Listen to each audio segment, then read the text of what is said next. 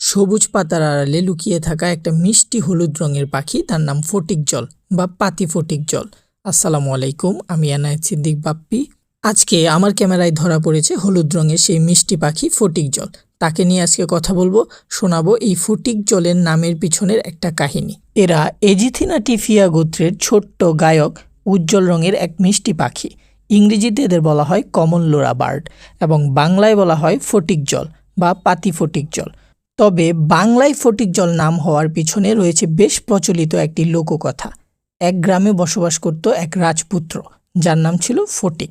তৎকালীন সময়ে সেই রাজ্যে দেখা দেয় প্রচণ্ড খরা এবং জলের অভাব।